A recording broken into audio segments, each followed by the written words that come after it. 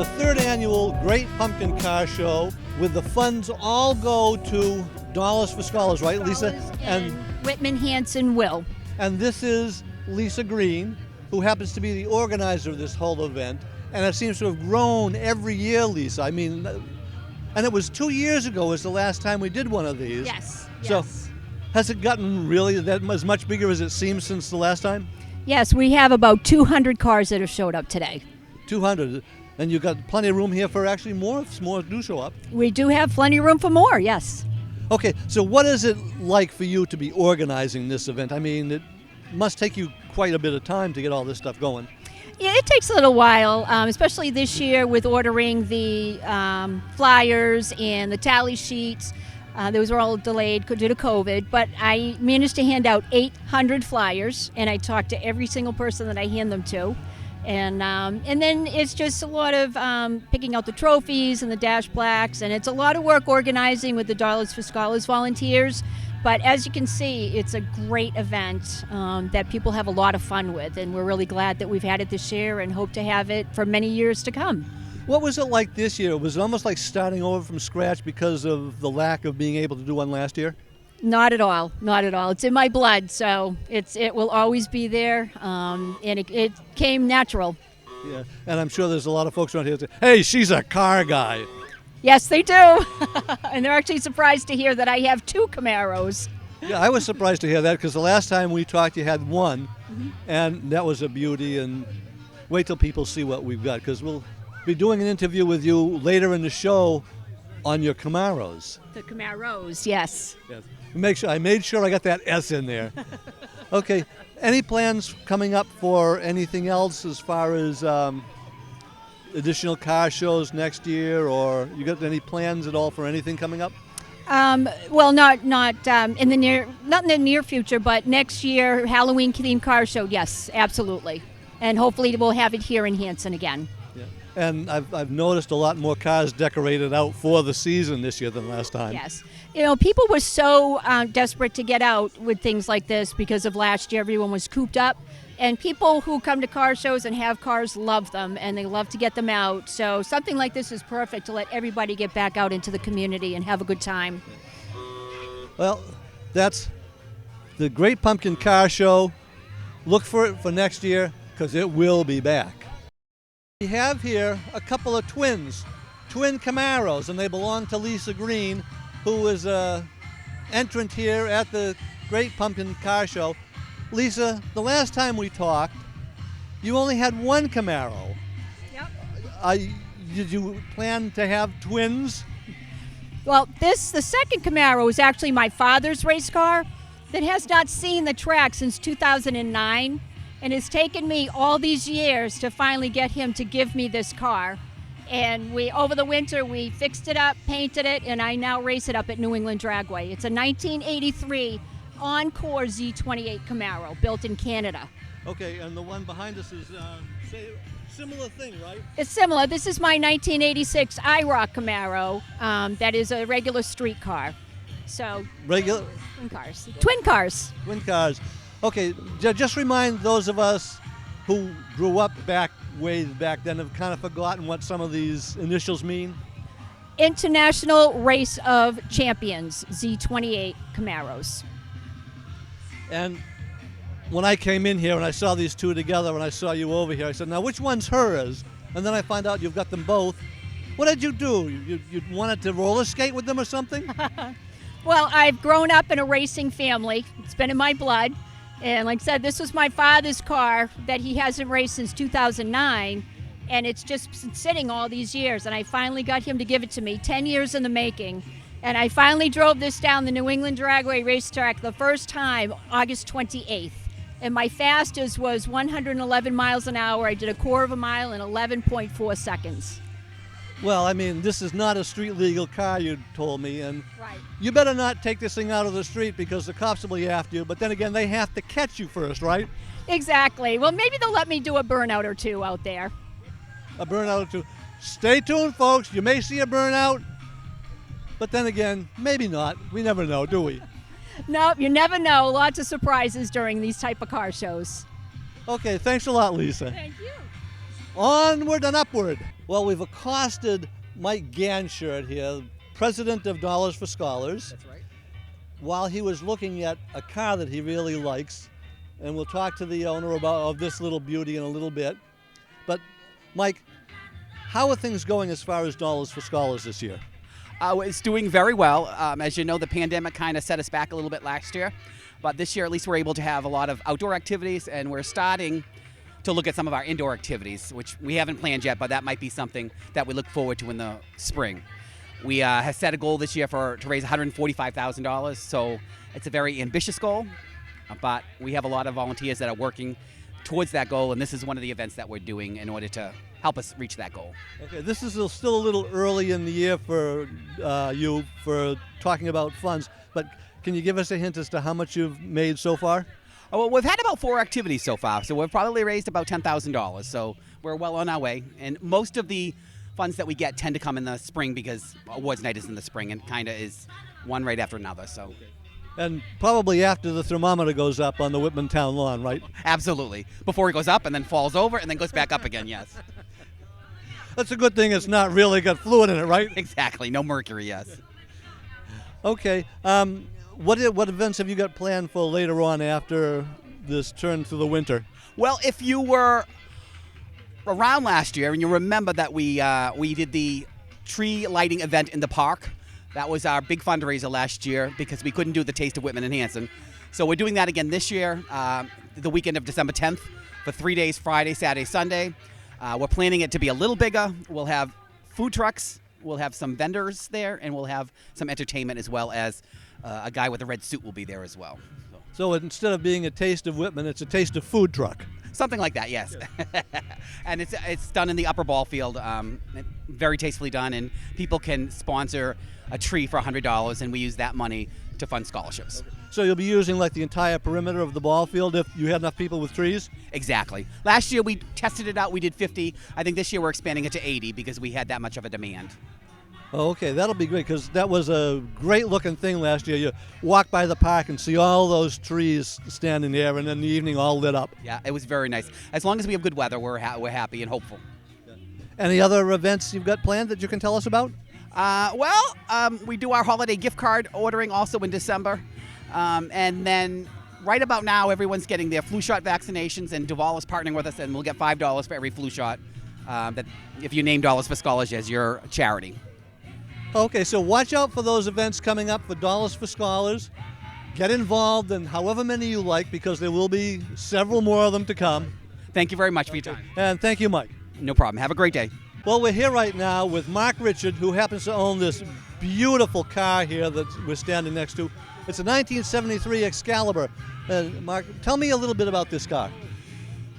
This car is a creation by a guy named Brooks Stevens back in the early 60s. And this is the Series 2. They made 340 of these models on a production line. It was built on a modified Corvette chassis with a 454 Corvette big block engine. Okay, so this was not a kit car like you see some others like this. No, this is a production car. So it was in a museum. I bought it out of a museum 2 years ago. And it's a showstopper, and the kids love to get their picture taken in it. This kind of reminds me of several cars from way back in the 1930s and before. It's got the Duesenberg type pipes here. Yep, Duesenberg. The cords, the old cord. I love those things, with that rounded boat tail. Yeah, that was great. Tail. Yeah. And it also has a grill on it that looks almost like a Mercedes grill. True. The Excalibur is really a sword. That's what it is. An Excalibur is a sword. From the legend of King Arthur. Thank you for the history lesson. Appreciate it. Well, that's my business, Of course.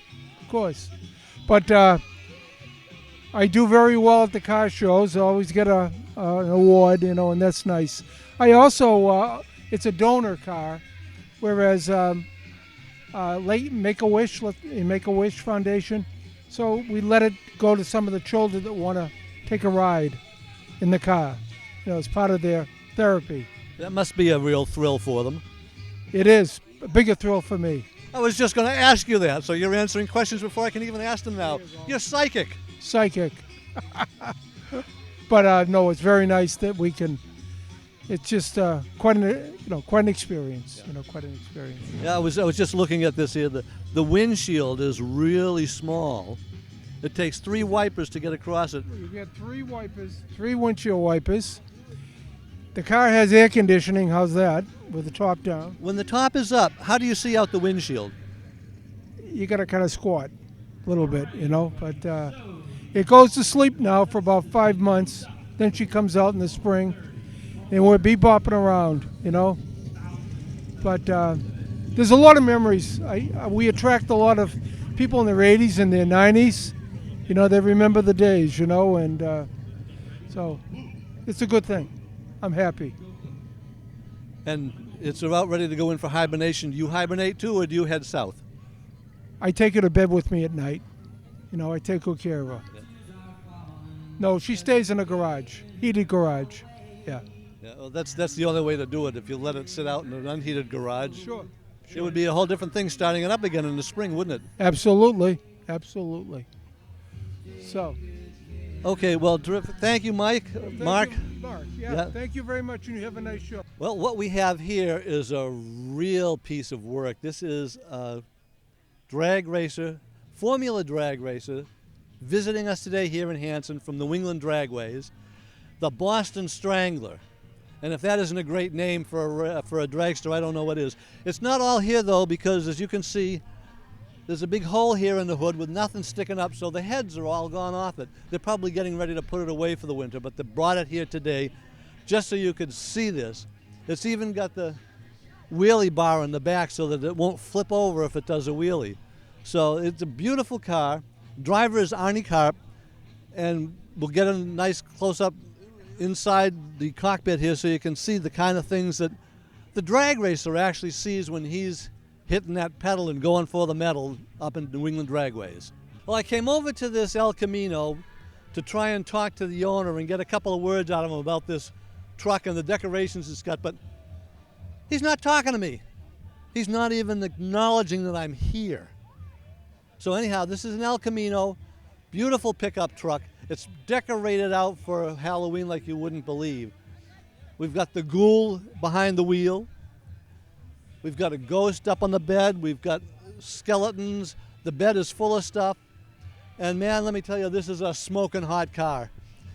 It reminds me of the old ad I remember from when I was a kid on the radio for some oil company that went, "Is your car old enough to smoke?" Well, like I said before, this car is smoking hot. Well, as we were wandering around here at the Great Pumpkin Car Show, we ran into Catwoman. And she has a vehicle here that will probably let her escape from Batman a lot easier than she did in the movie, huh? Oh, yes, absolutely. Okay, Catwoman, what's your name really? Melissa Clark. Melissa, this is a beautiful piece of work here. Where did you get this? Well, I bought the slingshot at Mom's in Foxborough. Had the wrap made online and custom made. They sent it to me, and I had it put on professionally. And tell people what this actually is. It is a 3-wheeled motorcycle. It's an auto cycle. It's called a slingshot. It's by Polaris. So it's registered as a motorcycle. That means you have to have a motorcycle license to drive it, right? Yes, you do. You do. And wear a helmet in Massachusetts. Okay, now tell me, how does it perform? It's fast. It drives just like a stick shift. It's 5-speed. Yeah. How fast does it go? You can tell me. Come on, tell me. It goes pretty fast. It tops out at 120. 120. Boy, I had a motorcycle myself at one point, but it was only a 350. That was about all I could handle. Mm-hmm. And it says, I notice it says on the rear there, "I am Catwoman, hear me roar." Yeah. Do you roar? I do. And you get a little help from the engine in this thing roaring? Oh, absolutely. And the exhaust. Nice loud exhaust on it, too. Yep. It's got that deep rumble. And that deep rumble is what separates the men from the boys and the women from the girls, right? That's right. And that's also, I think, what separates American-made muscle cars from just sports cars. Yep. That's right. Got to have the loud engine and, the nice exhaust. Make it sound good. And now we've got muscle motorcycles, too. That's right. Okay, thanks a lot for talking to us. Thank you. Well, I'm here now with Ron Clark, who has the claim to fame of being Catwoman's father. That's correct. Should we call you Catman or nothing like that? You can call me whatever you want. That's fine. As long as it's not late for dinner, right? That's right. That's right. Yes, sir. Okay. And this is your hot rod we're standing next to? It's the 1923 T-Bucket. Yes, sir. 1923 Ford? Ford T-Bucket. Yes, sir. Okay, because folks like me that aren't really knowledgeable about cars need all that kind of extra information. Yeah. It's a 1923 Ford T-Bucket.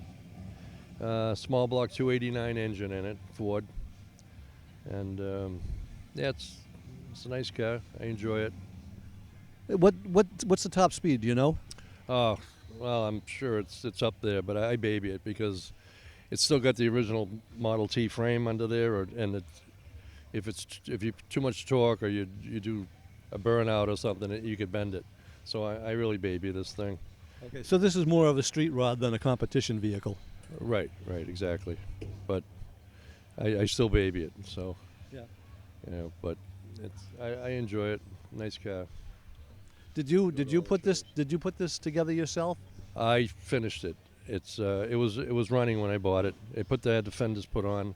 Bought these fenders out of New York. I knew they were red, but because they had no fenders on when I got it, so it was unbelievable. Because when they arrived, it's a perfect match with the paint, and people say it was unbelievable. It was just a shot in the dark, but it was a perfect match. And as you can see, I wanted the fenders because they really make the car. So, but the paint was a perfect match. Just a gamble, but it paid off. It was worth it. So.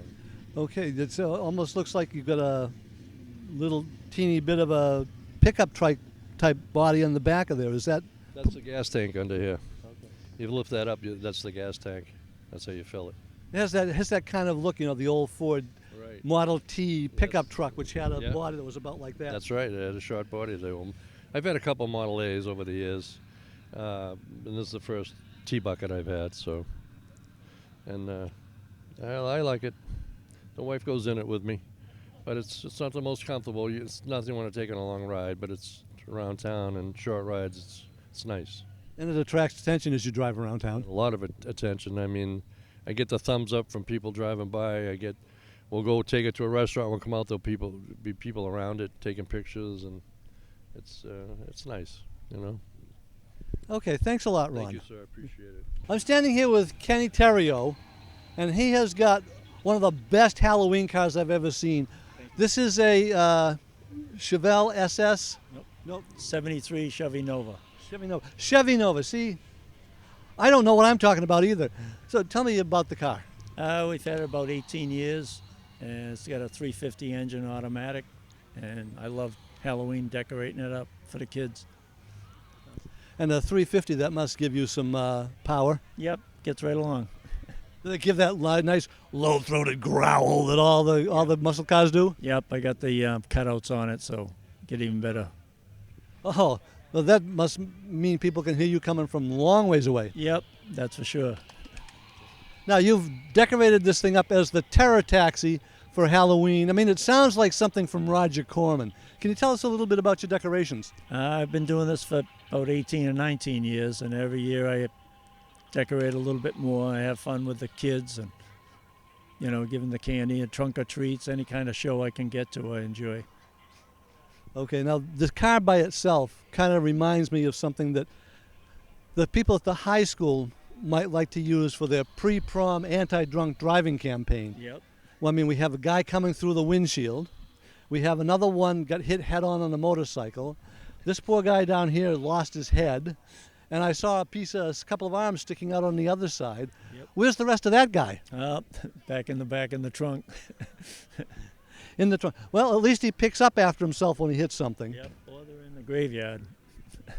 Right, and there are several people who've been there for quite a while. Some of them look like they didn't quite get planted all the way.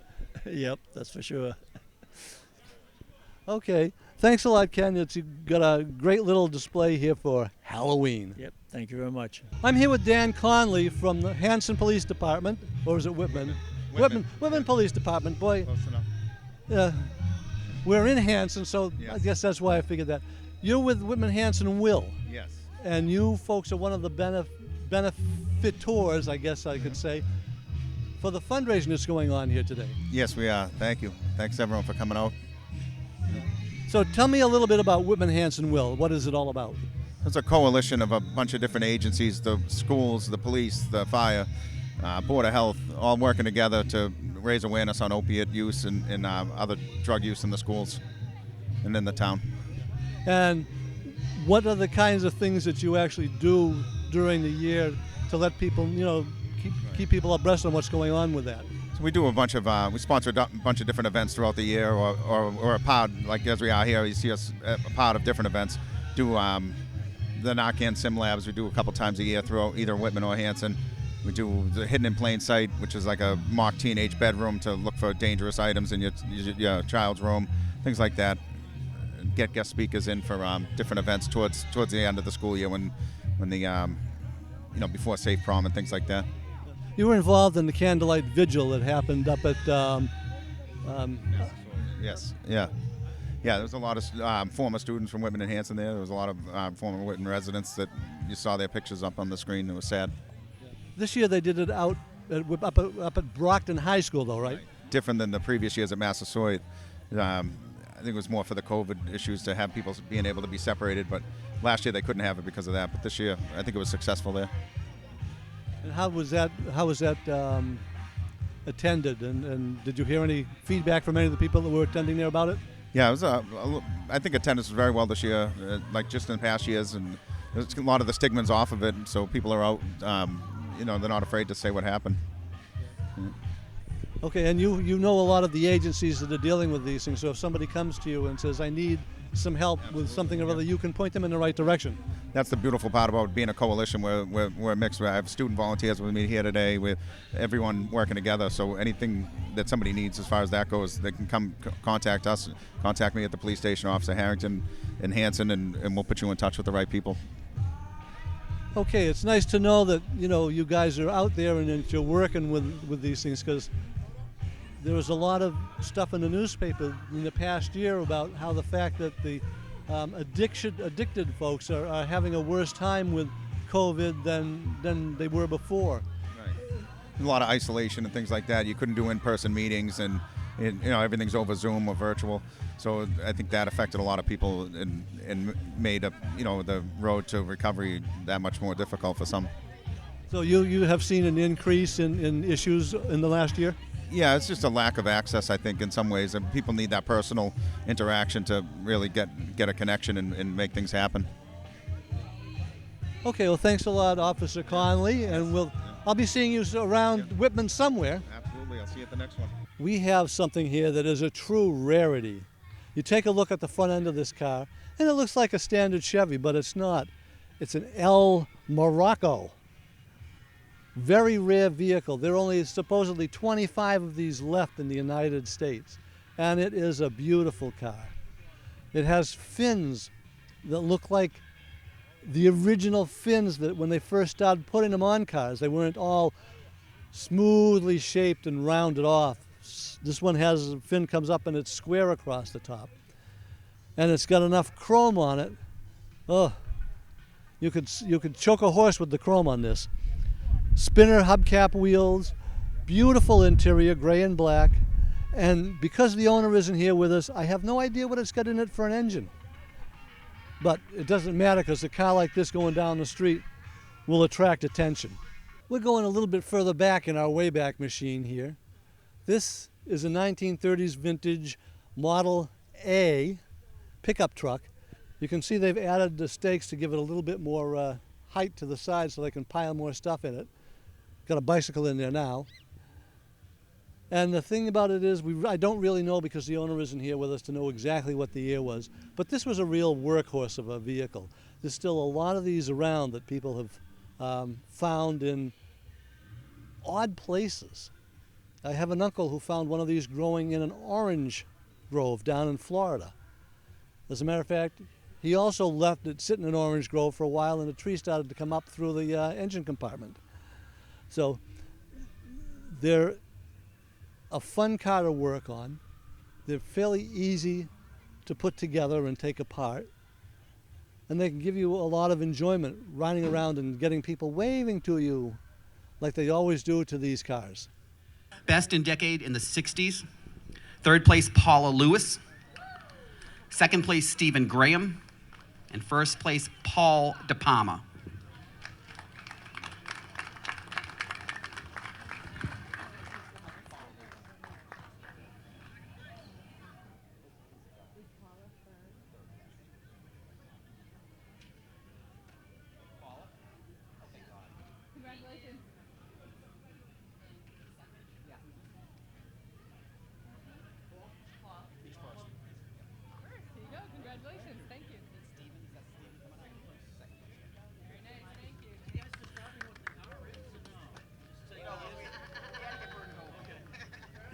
Best in decade in the 70s. In third place, Mark Richard. In second place, the McDermott brothers. And in first place, Jim DePito. Second,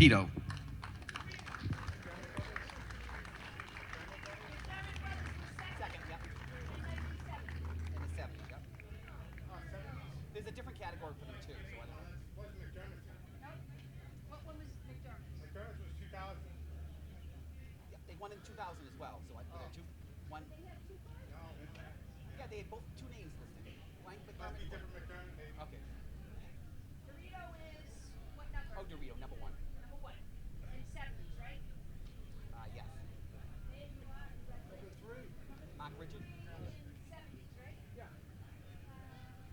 Oh, there you are. Thank you. Thank you. Roll second place. Look over I'm going to move on. We'll figure it out at the end.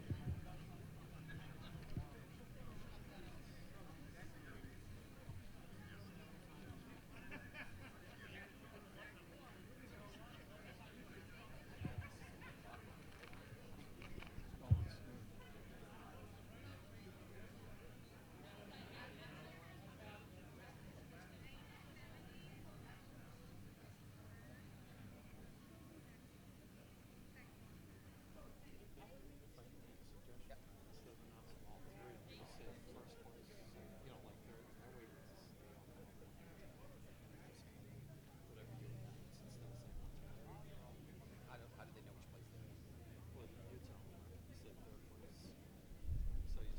place they were? I'll say all three at once. So third place is car number, second place is car number 60, Dawn Dion, for 1970 decade. 1970s, second place was Don Dion.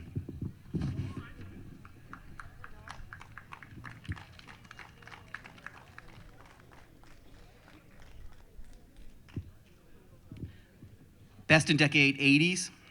In third place, Seth Rzuski. Second place, Bill Donovan. And first place, Dennis Girouge.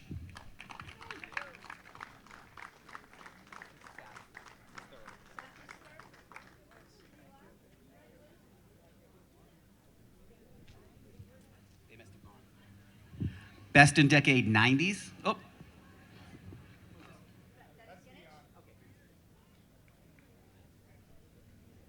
Second? Dennis Genich? First and best. First? Got one. 70s? Yep. 70s? Yeah, that was number 2, 70s. Number 270s, all right. Number 2 in 1970s. See, wow, congratulations. Best in decade 90s. Third place, Jason Bellavano. Second place, Joe Bradley. First place, Bruce.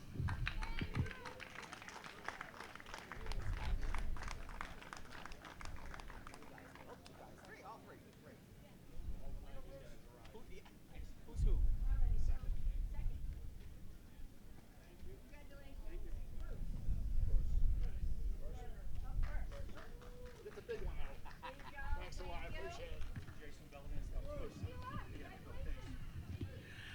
Best in decade 2000s. Third place, Jim Visconti. Second place, McDermott brothers. First place, Don Mader. Which one? Number second?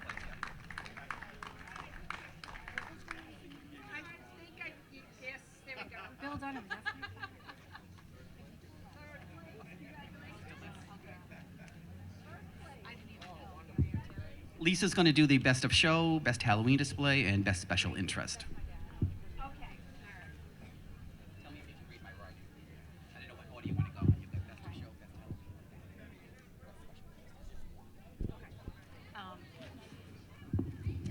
All right, so we have best of show.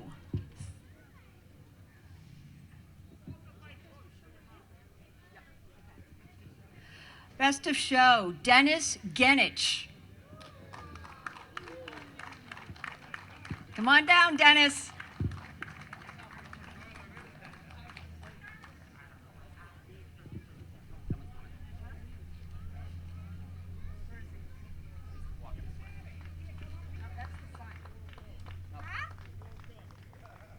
Dennis, come on down here.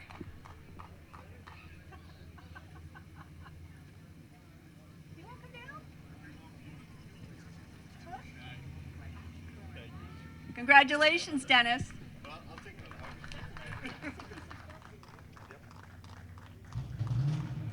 All right, Dennis is the owner of a 66 Belvedere, black, over in the blacktop. All right, next we have Best Halloween Display, Ken Therault.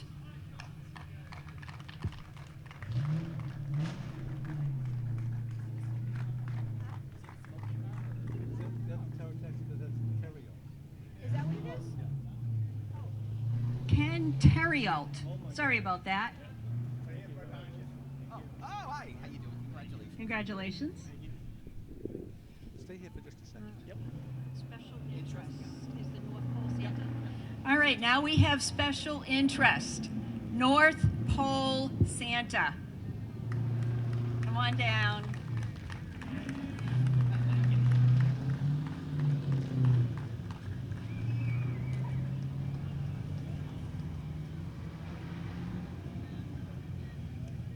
Congratulations. And now we have a special award, a special thank you from Dollars for Scholars in Whitman Hanson Will. Paul Zona, will you come on down? And Maura, please. Come on down.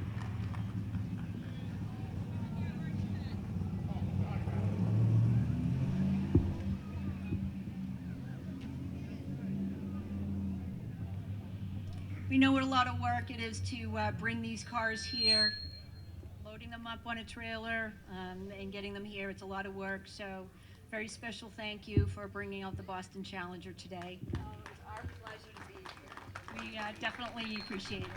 Thank you so much. We hope you all had a great day. And now we're going to turn it over to Mike Ansher for the raffles. We haven't picked them yet. We're going to pick them. We'll announce them all at once, and we'll post them. So if you're not, you don't have to crowd the table or anything like that. You'll find out probably within 15 minutes. Thank you. Sounds good. All right. Let's have a big round of applause for everyone here today. Great job. Outstanding. This was fabulous. Great job. Well, we have a couple of the winners here with us today. We have one who has got a special award, and they don't always give those out, do they? No, we're very honored to get it. And you're Maura. You're one of the owners of the Boston Strangler. Boston Strangler tribute car, yes. Owned by Arnie Karp, Rick McGarvey, Bob Ellison, and Keith Hughes back in the day. So we're continuing the tradition. And that was just because you managed to get that car down here all in one piece, and it drew certainly a lot of attention. It did. It's nice to see that so many people remember the car from back in the day, and it's nice to be able to bring back the memories for them. Terrific. Thank you, Maura. Now just move over to Kenny. Kenny Terrio, Yep. the Terror Taxi. Yes.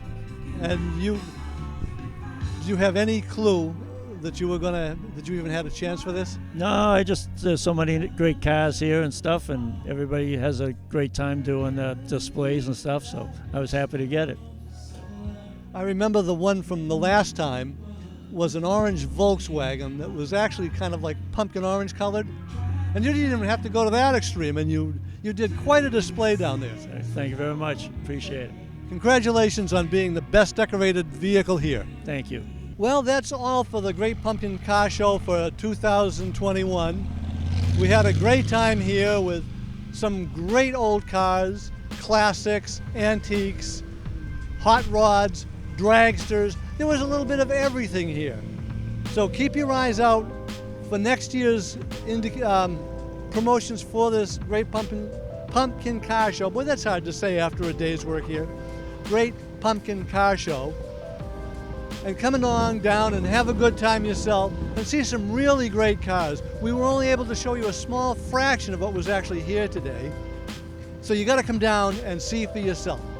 Until 2022, keep that foot to the pedal and the pedal to the metal.